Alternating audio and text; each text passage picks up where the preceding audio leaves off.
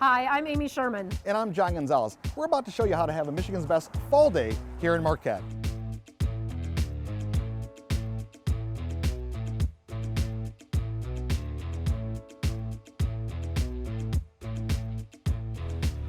From cliff diving and mountain biking in the summer to skiing and sled dog races in the winter, Marquette has the heart of a college town, complete with thousands of acres of wilderness that beckon you to get outside and explore. It only lasts a few short weeks, and you never know when the first snowflakes will begin to fly, but the autumn season might be our favorite time of year to visit.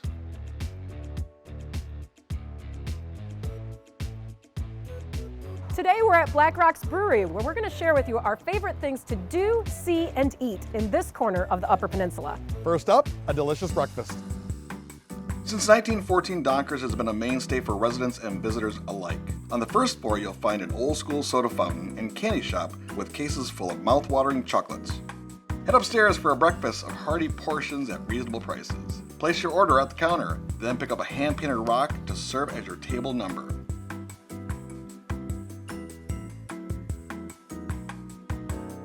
We recommend trying one of their signature hashes or sandwiches. If you got a sweet tooth, you can't go wrong with French toast made with giant fluffy slices of fresh baked bread.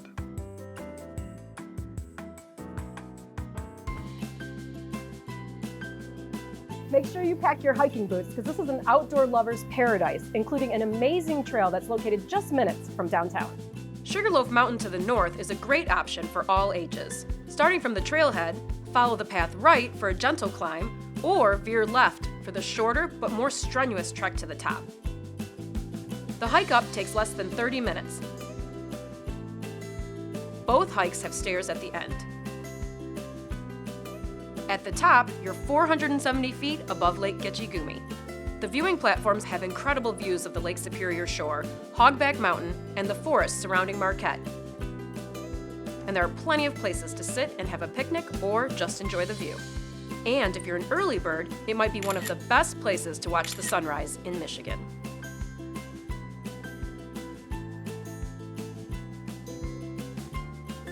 You know, you can't say you've been to the UP without tasting a pasty. Two of our top pasty shops in the entire state are right here in Marquette. What am I holding in my hand? Okay, it's a pasty. It's not a pasty, it's a pasty. It's beef and potatoes and onions and rutabagas, and it's wrapped in a crust. When you think of the pasty, you think of the UP, and why is that? They originated in Cornwall, England, Okay.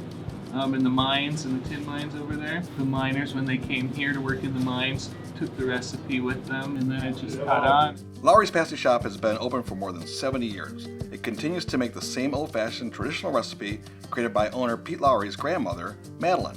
My grandparents started the business after the war. They came back here from Lansing, and then my dad bought it when he got out of the service in the 50s, and my wife and I bought it in around 1990. So good.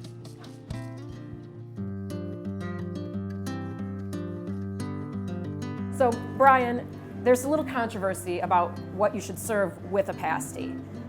What are your thoughts on this matter? Well, I'm a Youper, and we serve ketchup. But I'm also an entrepreneur, and I make a lot of money off gravy. I kid people, I sent my kids to college on gravy. A lot of people from lower Michigan or outside the area feel gravy is a must on a pasty, because a lot of them have had pretty bad dry pasties. Gene K's owner, Brian Harsh, sold the restaurant, but then repurchased it because he wanted to make sure his mother's pasty recipe stayed true to the original. My grandmother had wonderful crusts. So what we did is we made a typical Cornish-style pasty using the flank steak and the beef suet and things like that. So this is what we have today. Brian makes the kickin' pasty sauce in-house, and it makes his delicious pasties even better. You know, Amy, if you go to the Upper Peninsula in the fall, it's probably for one reason. That's right, it's for spectacular fall colors. There's a great 2-hour loop you can drive right outside of Marquette, where not only will you see fall colors, but you might even catch a waterfall or two. Combine an afternoon drive with the dozens of waterfalls that pepper this region, and you're guaranteed to get Instagram-worthy photos. One of our favorite routes heads up County Road 510, where you get a view of the old steel bridge over the Dead River. Continuing north, the road turns to dirt, where you'll find a half-mile path leading to the 20-foot-tall Yellow Dog Falls. The driving tour ends at the Thomas Rock Viewpoint before heading back to town on Big Bay Road.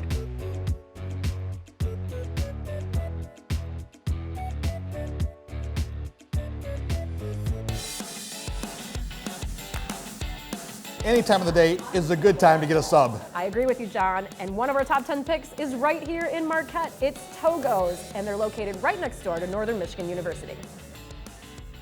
A college crowd favorite since 1964, Togos is known for a great variety of hot and cold subs. In fact, there are more than 20 on the menu. That would be good. Yes, that would be good. Their bread is fresh. It's baked in-house every day by a crew that starts at 2 in the morning. The weapon of mass destruction is their top seller. It features 5 different meats, including grilled shaved steak and cooked salami, 2 different cheeses, mushrooms, fried onions, and green peppers.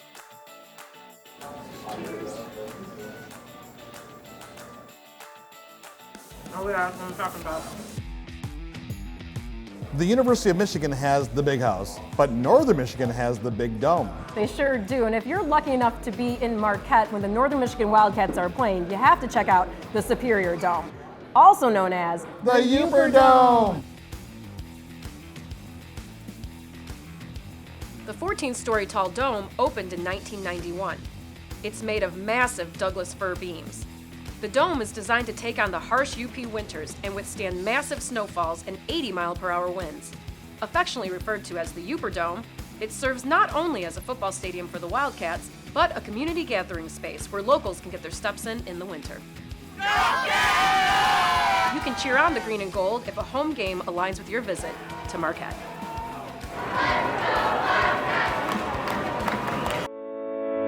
Gonzo. Winters can be brutal here in Marquette. They can get upwards of 12 feet of snow in the winter months. I know that the average high temperatures is about 50 degrees half the year. It's a little bit chilly, which is why we have to go to Getzs to get correctly outfitted. Getzs has been in the same building since the turn of the 20th century. The store is filled with 3 floors of footwear and apparel for men, women, and children. But there's one thing you need to buy to fit in with the locals. A stormy chromer. The wool caps are a timeless fashion piece for those who brave the cold months to live here. The unique design keeps your noggin warm and won't fly off in the wind. The company was founded more than a century ago and continues to manufacture their hats in the UP town of Ironwood.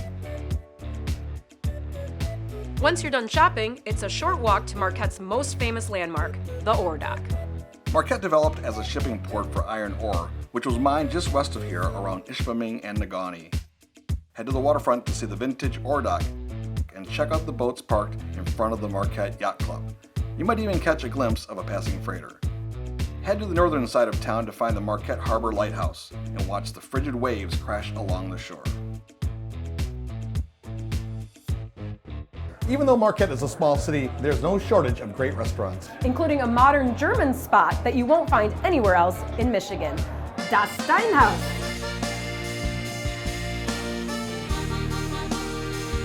Chef Justin Fairbanks opened the restaurant in 2013. In addition to delicious German food, they also have handcrafted cocktails and big steins of cold beer. We recommend the Sauerbraten and the Wurst Plate, which is kind of the best plate, which comes with bratwurst served on a bed of sauerkraut and, of course, with a fresh baked soft pretzel.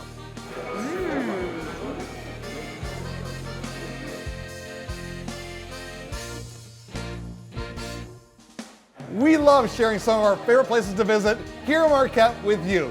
And the fall season is one of the best times to visit this part of the Upper Peninsula. That's how you spend a Michigan's best day in beautiful Marquette. Cheers!